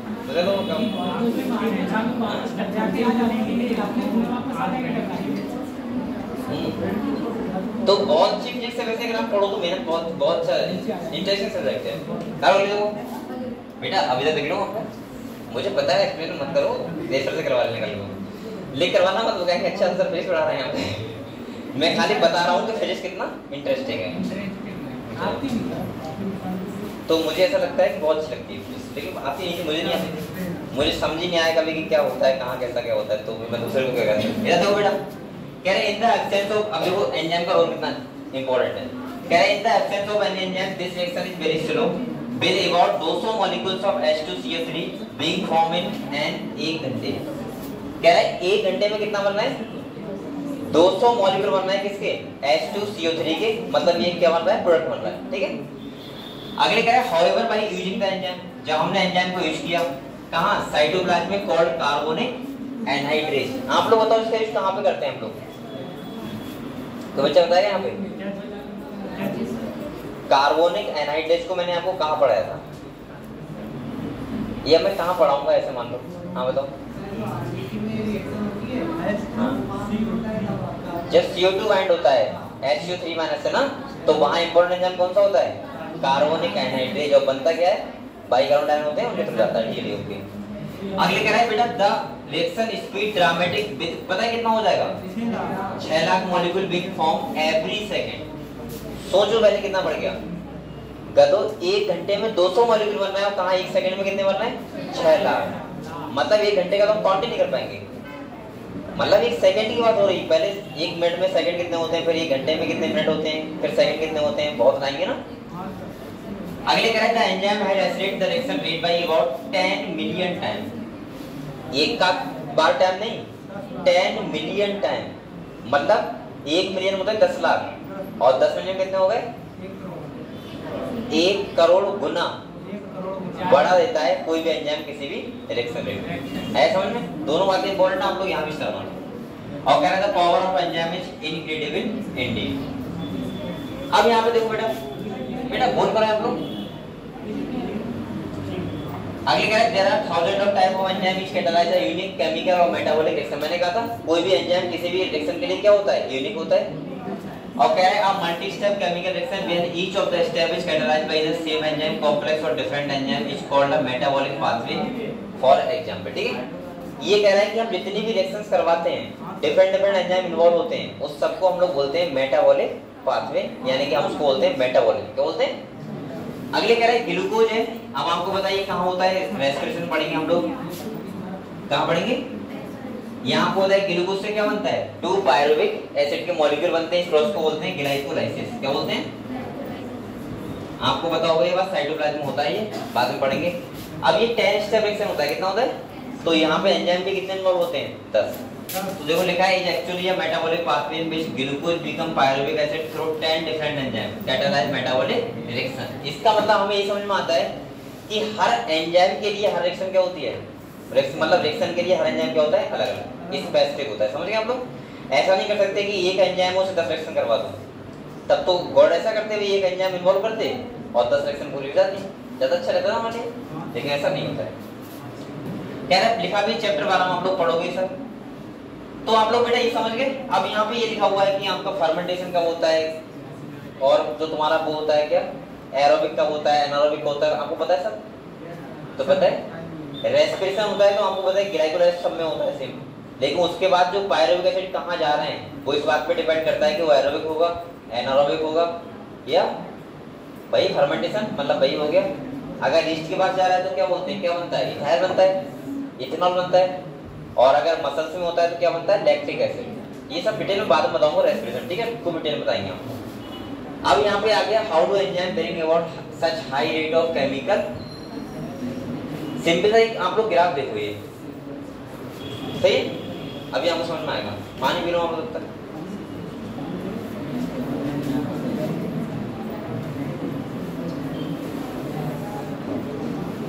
आपको नींद लग रही है? लग जाते हो? अरे सर बच्चे के लिए कुछ खाने के लिए लाया था, उसकी नींद ना आए।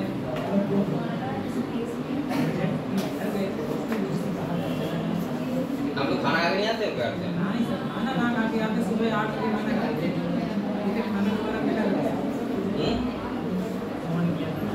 चलो जो बच्चे अगर वहाँ से आए कॉलेज से, वो तो खाना खा के चलो नहीं आ सकते बेचारे, फिर भी खाना लेके जाए करो आप लोग।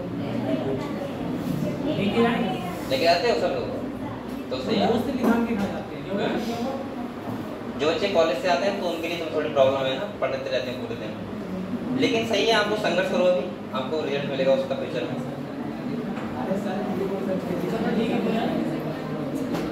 अभी ठीक है,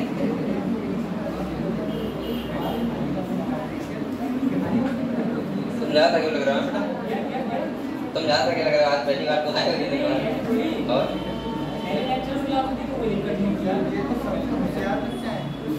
चलो तो पहला बाहर जाके जाओ, अगर तुमको लग रहा है कि बैठे बैठे थोड़ा निकाल लग रहा है, देखो ये वाला ग्राफ सुनो बेटा, ये हमें क्या बता रहा है वो देखो।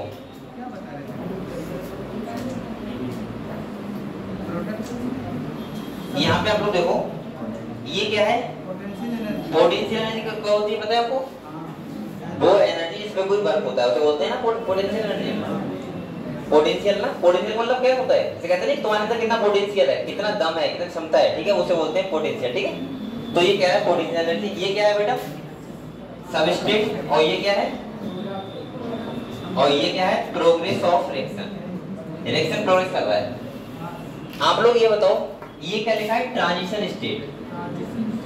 ट्रांजिशन स्टेट का मतलब होता है वो स्टेट जिसमें कोई भी सबस्टेट किसमें कन्वर्ट होता है, प्रोडक्ट में, उस स्टेट को बोलते हैं हम लोग ट्रांजिशन स्टेट। यहाँ पे एक नाम लिखा है एक्टिवेशन एनर्जी, क्या लिखा है बेटा? यहाँ पे आप लोग इतना ध्यान रखना खाली बस, ये देखो ये वाला ये जा रहा है ऐसे, यहाँ लिखा है एक्टिवेशन एनर्जी विदाउट एंजाइम, यानी कि यहाँ पे एंजाइम नहीं है, और यहाँ पे कह रहा है कि ये जो नीचे जा रहा है और यहाँ लिखा है एक्टिवेशन एनर्जी विद एंजाइम, ये कम हुआ ना। मतलब सिंपल सा हम लोग समझ में आया होगा कि कोई भी एंजाइम जब कोई सबस्ट्रेट से प्रोडक्ट में कन्वर्ट होता है उसकी एक्टिवेशन एनर्जी क्या कर देता है, कम, क्या कर देता है। और जब किसी की एक्टिवेशन एनर्जी कम हो जाएगी तो उसका मतलब सबस्ट्रेट प्रोडक्ट में क्या होगा, जल्दी बनेगा। ये आप लोग अगर अभी भी नहीं समझे तो इस बात से समझो आप लोग। जैसे कोई बाइक होती है, कोई बाइक होती है, एक बाइक ऐसी होती है जो मतलब एवरेज दे रही है 60 का, एक ऐसी बाइक होती है 20 का भी देती है। सुन लो, ये नहीं पूछ रहा हूँ, मुझे पता है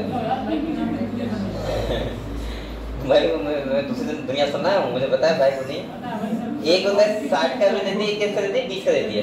अब आप लोग बताओ 60 और 20 वाले में डिफरेंस क्या है? 40 का। अबे कहते हैं पैसे का ही होता है, मेन है उसके इंजन का। अब देखो जिसका इंजन बहुत बड़ा है वो एवरेज कम दे रहा है, और जिसका इंजन छोटा है वो एवरेज ज्यादा दे रहा है। अब छोटा है तो उसका मतलब ये है कि एनर्जी कम दे, वो कम पास आउट कर रहा है ना, एनर्जी क्या कर रहा है, कम पास आउट, तो ज्यादा चल रहा है। और जो इंजन बड़ा है उसका मतलब वो एनर्जी क्या कर रहा है, तेज दे रहा है, और ज्यादा दे रहा है, इसका मतलब वो तेज ज्यादा खा रहा है, और एवरेज क्या दे रहा है, कम। तो हमने इंजन को छोटा करके क्या कर लिया, उसकी एनर्जी को हम किया ना कि कम एनर्जी दे वो। ऐसे यहाँ पे कि अगर हम किसी भी एंजाइम की जो सबस्ट्रेट से प्रोडक्ट में कन्वर्ट हो रहा है, अगर एंजाइम उस ट्रांजिशन स्टेट में जो एनर्जी खर्च होती है उसकी एक्टिवेशन एनर्जी बोलते हैं, उसको कम कर दे तो उसका मतलब क्या होगा, सबस्ट्रेट प्रोडक्ट में क्या होगा, जल्दी बनेगा। ये बात बहुत इंपॉर्टेंट है बेटा, वो स्टेटमेंट में आपसे पूछ सकता है स्टेटमेंट में कि बताओ एंजाइम को कैसे करके रिएक्शन रेट को बढ़ाते हैं, तो आप क्या लिखोगे, एक्टिवेशन एनर्जी को कम करके। समझ गए? चाहे आप लोग हिंदी में लिख लो, फिर आपके सामने एक्टिवेशन एनर्जी को कम करके एंजाइम किसी भी रिएक्शन रेट को बढ़ाते हैं, यही स्टेटमेंट आएगा और कोई से नहीं आएगा, बस वो इतना ही पूछ सकता है। हाँ क्या जी बेटा, पोटेंशियल एनर्जी, हाँ तो एनर्जी तो पोटेंशियल एनर्जी तो है वो, और कौन सी, और जो सबस्ट्रेट प्रोडक्ट में कन्वर्ट हो रहा है वो है तो एनर्जी यही वाली, तो इसकी एक्टिवेशन का मतलब वही तो हुआ, ट्रांजिशन स्टेट वाली जिसमें सबस्ट्रेट प्रोडक्ट में कन्वर्ट हो रहा है वो एनर्जी। समझ गए?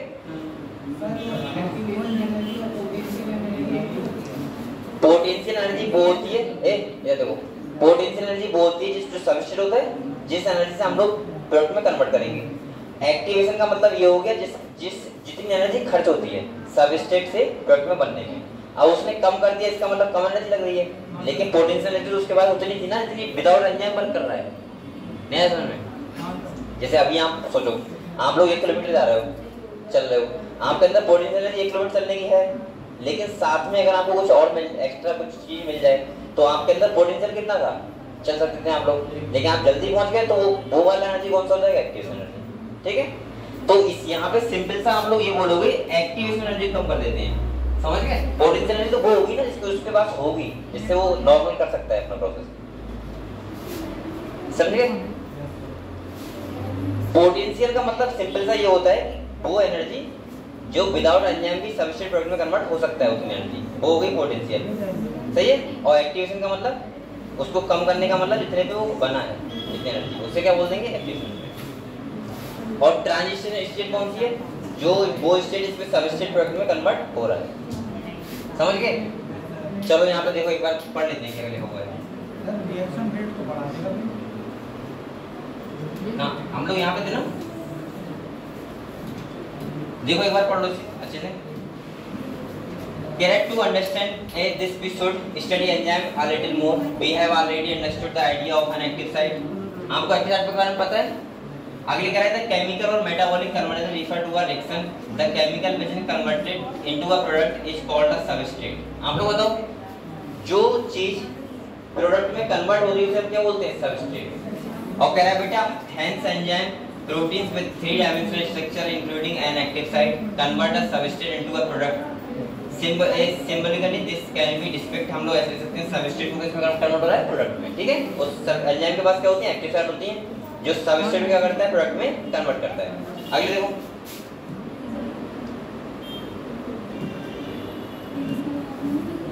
कह रहा है it is now understood that the substrate has to bind the enzyme at its active site. ये आपको पता है। और कह रहा है within a given clamp या फिर पॉकेट। आपको पता है कोई भी सबस्ट्रेट किससे बंध होता है, उसकी एक्टिव साइट से एंजाइम में। कह रहा है बेटा the substrate has to diffuse toward the active site there is thus an obligatory formation of an. यहां लिखा है पता है ऑब्लिगेटरी का मतलब पता है क्या होता है, ऑब्लिगेट मतलब होता है पूरी तरीके से, पूर्णतः। रजिस्टर कहां पे होता है। कह रहा है बेटा ईएस कॉम्प्लेक्स बनता है और ई स्टैंड फॉर एंजाइम। ये के लिए मैंने क्या बोला था, एंजाइम। अगले कह रहे थे this complex formation is a transient phenomena. अच्छा आप लोग ट्रांजिएंट का मतलब समझते हो, मतलब पूरी तरीके से बाइंड नहीं है, जब वो वर्क कर रहा है तभी बाइंड हो रहा है। ये कॉम्प्लेक्स कब बनता है, जब हमें रिएक्शन करवाना होता है, ऐसा नहीं कि हमेशा बाइंड रहेगा वो। समझ गए। अगले कह रहे during the state where substrate is bound to the enzyme active site a new structure of the substrate called transition state structure is form. इसका मतलब क्या बन गया, आप लोग बताओ। एंजाइम सबस्ट्रेट कॉम्प्लेक्स बन गया, इसके बाद आपको पता है प्रोडक्ट में कन्वर्ट होने होना है, तो इसका मतलब उस स्टेट को हम लोग क्या बोलेंगे, अब ट्रांजिशन स्टेट।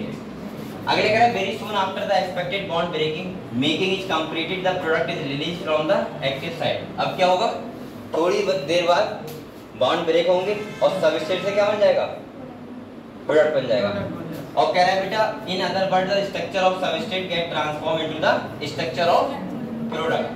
और कह रहा है the pathway of the transformation must go through the so called transition state structure. यानी क्या समझो आप लोग, जब एंजाइम सबस्ट्रेट कॉम्प्लेक्स बनता है, इसका मतलब हुआ कि सबस्ट्रेट अब एंजाइम की एक्टिव साइट से फिट हो गया। अब जब कॉम्प्लेक्स बन गया तो वो 100% कन्वर्ट किसमें होगा, प्रोडक्ट में। और जो कन्वर्ट होता है उस को बोलते हैं हम लोग ट्रांजिशन स्टेट। समझ गए बच्चे। ठीक है। आगे क्या, there could be many more alter structure state between the stable substrate and the product. Impact in this statement is the fact that all other intermediate structure state are unstable. Stability is something related to energy status of the molecule और the structure. आप लोग बताओ यहाँ क्या stability depend नहीं करती है, stability कितनी ज्यादा है वो डिपेंड करेगी। अगर स्टेबिलिटी ठीक होगी तो एंजाइम रिएक्शन अच्छा करेगा, एनर्जी कम लगानी पड़ेगी। स्टेबिलिटी क्या होगी, बेकार होगी, तो इसका मतलब क्या होगा, एनर्जी ज्यादा देनी पड़ेगी। कह रहे हैं hence when we look at this, अब यहाँ पे बताया गया ग्राफ दिया हुआ है। कह रहे हैं Y axis represent the potential energy content, the X axis represent क्या कर रहा है बेटा, स्ट्रक्चर ट्रांसफॉर्मेशन और state through the transition state. कह रहा है you would notice two thing, the energy level difference between S and P, though if P is at a lower level than S, the reaction is an exothermic reaction। exothermic का मतलब क्या होता है, जिसमें exothermic को energy ना बोलते हैं या हीट बोलते हैं, हीट से बोलते हैं या एनर्जी से बोलते हैं, आपको बताओ, केमिस्ट्री पढ़ रहे हैं आप लोग। हीट से बोलेंगे, हीट से। मुझे ये पता है कि एक्सोथर्मिक तब बोलते हैं हीट रिलीज होती है। हां रिलीज हो रही है, हीट होती है ना कि एनर्जी, हीट समय में एनर्जी। और अगर एंडोथर्मिक का बोलते हैं जब हमें हीट देनी पड़ती है ना। अच्छा यहाँ पे क्या कह रहा है देखो,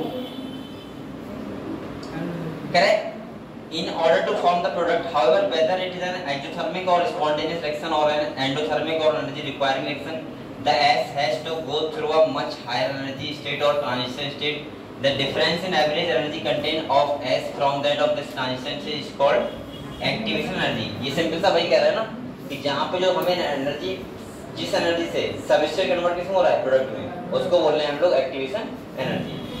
कह रहा है enzyme eventually bring down this energy barrier making the transition of substrate to product more easy. और इससे क्या होता है, सबस्ट्रेट प्रोडक्ट में कन्वर्ट बहुत आसानी से हो जाता है। ठीक है, तो अरे इस ग्राफ से बस एक क्वेश्चन आएगा, जो आएगा हमेशा स्टेटमेंट से आएगा, या तो वो आपको ये लिखने को बता देगा कि कहाँ पे हमें क्या लेबलिंग करनी है, सही है।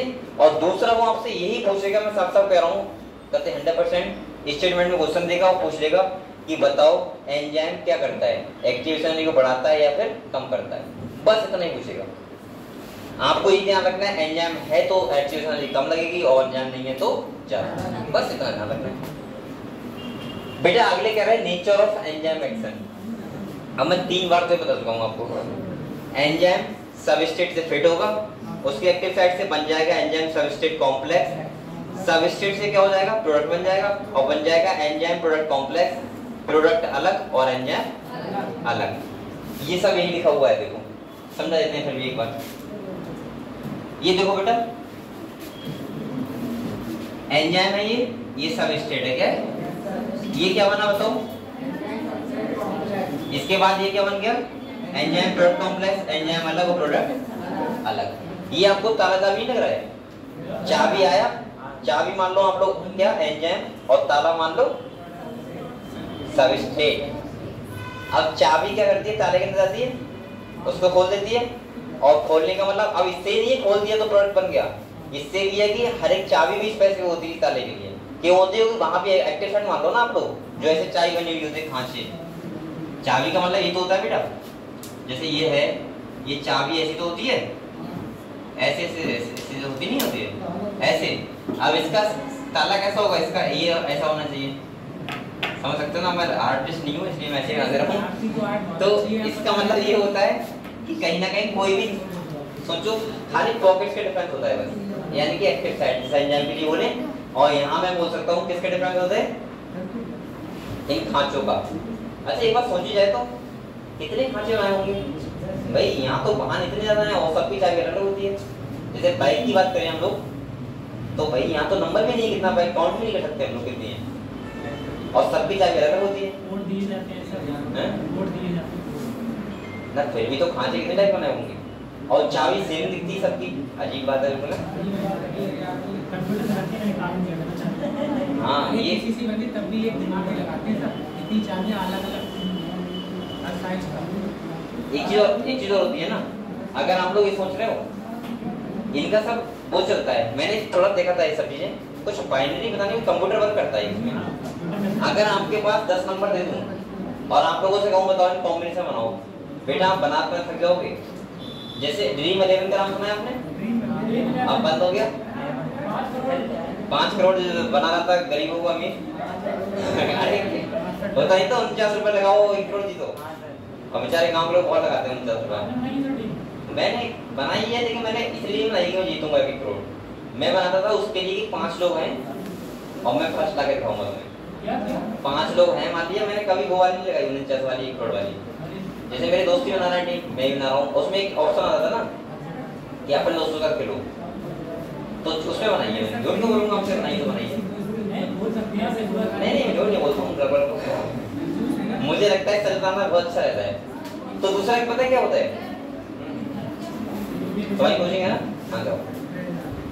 अब पता है बेटा उसका एक कैलकुलेशन आपको पता है, सुनो, उसमें बहुत लोग ऐसा कहते हैं, सोचो 11 खिलाड़ी एक टीम में है और 11 खिलाड़ी दूसरी टीम में है, और आप लोग ये समझो उसमें लोग ये मानते हैं कि 10 टीमें बना लेते हैं। ऐसे देखोगे आप लोग बहुत नमूने, 10 टीमें, 15 टीमें, 20 टीमें, और दिमाग पता क्या करते हैं कि साला हर एक कैप्टन बनाऊंगा और हर एक को वाइस कैप्टन बनाऊंगा। अगर आप लोग हर किसी को कैप्टन और हर किसी को वाइस कैप्टन और हर आदमी हर टीम में हो, तो ऐसी मैंने कोई वो देखा था वीडियो, सुनो कई करोड़ टीम आपको बनानी पड़ेगी, कई करोड़, खाली 22 लोगों की एक का टीम में कई करोड़ टीम बनानी पड़ेगी, वरना बेटा ऐसे हैकर बैठे हैं ना कि 100 लोग मिलके ये काम करेंगे और एक दिन में जीतने को 1 करोड़ रुपए, क्या दिक्कत है? मैंने कैसा था, एक ने बनाई थी पता नहीं 30 जगह 32 जीरो बनाई थी उसने, उसके आगे से 5 करोड़ आए थे। तो उसका तुक्का बैठ गया होगा, लेकिन कोई ये नहीं कह सकता कि मैं एक नहीं, हाँ 1000 टीम बना तो अभी बैठेगा। अभी हम क्या करो बेटा, टाइम है, बैठे रहो। अरे नहीं हुआ 5 पे हो गया ये। देखो ये तो हम लोग ये समझ गए। चलो हम लोग यहाँ देखिए बेटा, जितना जैसे घर में बैठ के लोग दिमाग लगाते हैं ना कि 100 टीमें बनाएंगे, हर कैप्टन को हर वाइस कैप्टन बना देंगे। जिसने ये गेम बनाया होगा सोचो, वो ये बात उसके मन में पहली बार आई होगी कि आदमी ऐसा नहीं करेगा। वो तो तुम 100 की बात कर रहे हो, वो मानता होगा कम से कम 1 लाख टीम बनाएगा, लेकिन तब भी नहीं हो सकता। तो इसका मतलब ये है कि कहीं ना कहीं उसने पहले दिमाग लगा दिया है, और वो टीम अगर बनाओगे तो 1 करोड़ बनेगी, 1 करोड़ प्लस बनेगी।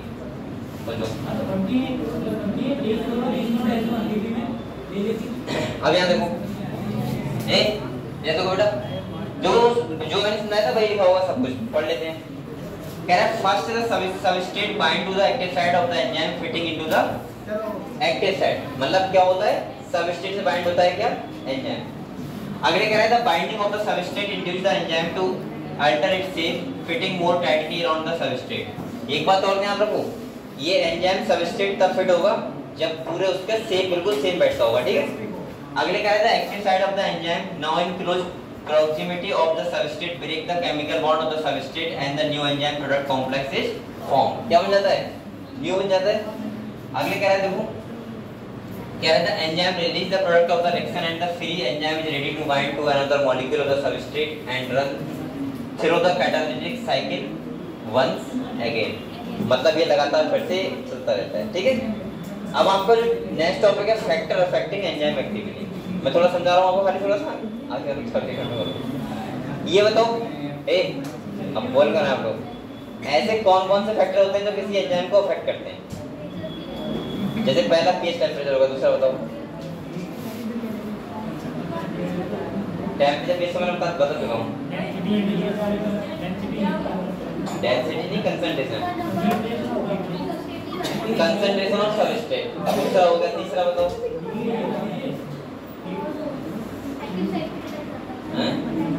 एक्टिव साइड, ठीक है। और बताओ, इसके बाद एक होता है, एक बेटा मैं बोल दूं ना, इनहिबिटर।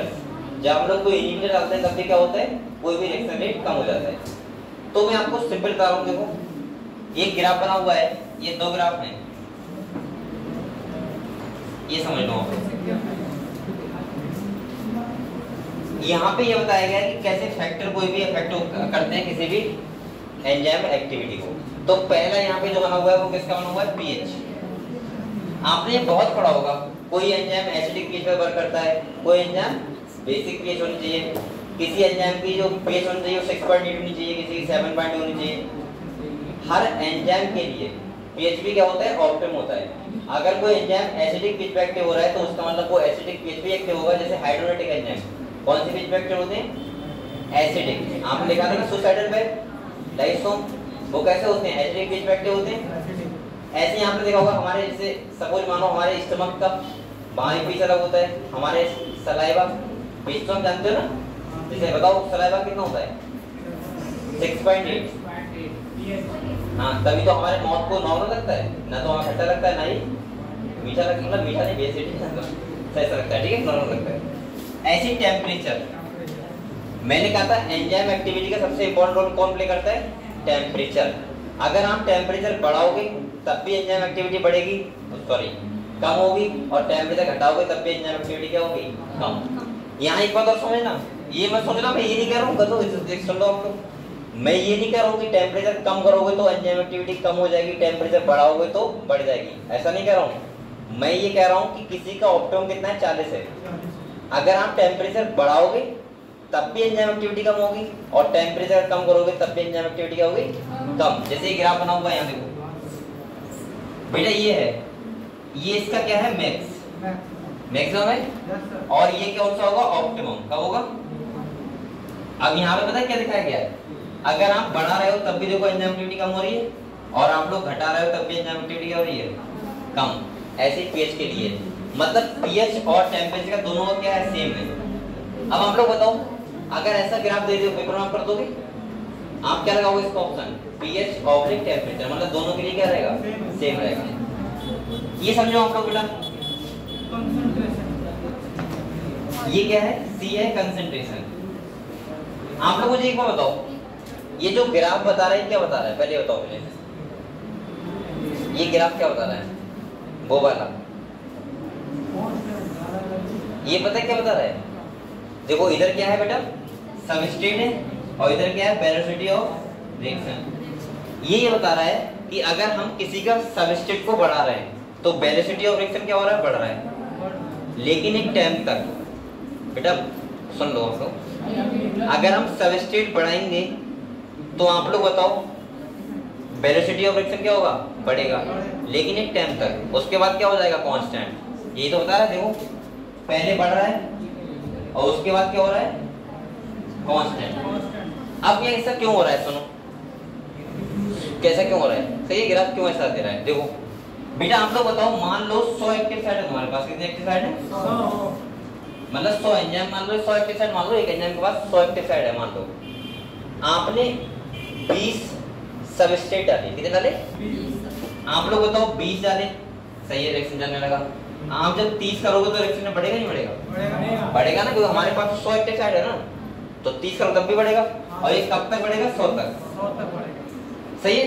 अब आप इसमें 120 डाल दो, क्योंकि एक्टिव साइट बची नहीं है, तो क्या रिएक्शन रेट बढ़ेगा, नहीं, क्या हो जाएगा, कांस्टेंट। तो इसीलिए ये तो बता रहा है कि एक टाइम तक तो सबस्ट्रेट बढ़ाओगे रिएक्शन रेट बढ़ेगा, सबस्ट्रेट बढ़ाओगे रिएक्शन रेट बढ़ेगा, लेकिन जब सारी एक्टिव साइट क्या हो जाएंगी, फुल हो जाएंगी, फुल हो जाएंगी, मतलब फिल हो जाएंगी, सबस्ट्रेट उसके बाद कितना ही बढ़ाओ क्या फर्क पड़ता है ना, और सबस्ट्रेट कितना ही बढ़ा दो उसके बाद रिएक्शन रेट कांस्टेंट हो जाएगा, नहीं बढ़ेगा। समझ गए हम लोग। तो ऐसे एक इनहिबिटर होते हैं, इनहिबिटर का मतलब क्या होता है समझ लो, कल में से पढ़ा दूंगा, समझ लो बेटा। यहाँ पे देखो इनहिबिटर पता है क्या होते हैं, इनहिबिटर कैसे वर्क करते हैं, इनहिबिटर का मतलब क्या होता है, रोकना, रोकना होता है ना।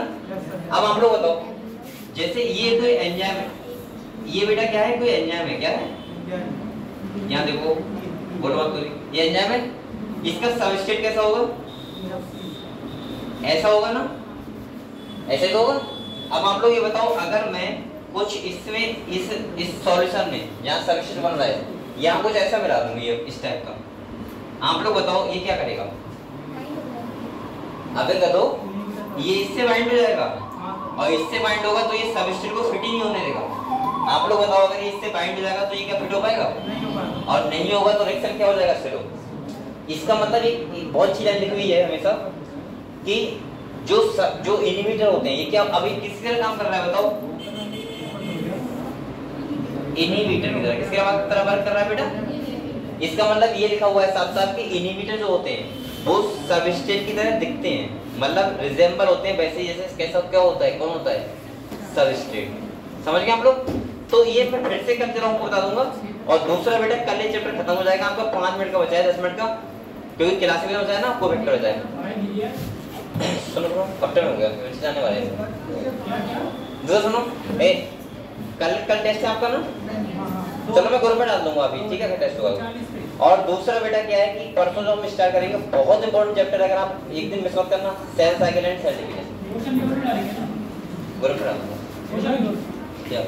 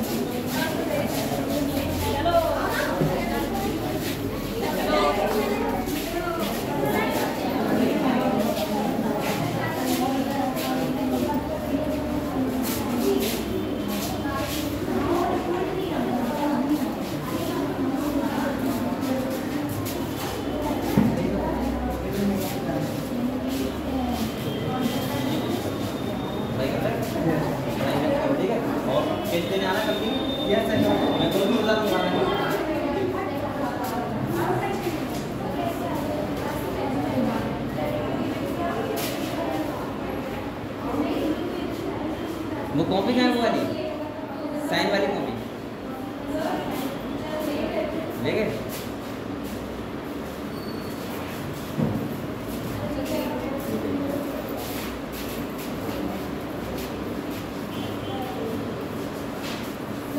हाँ बताओ।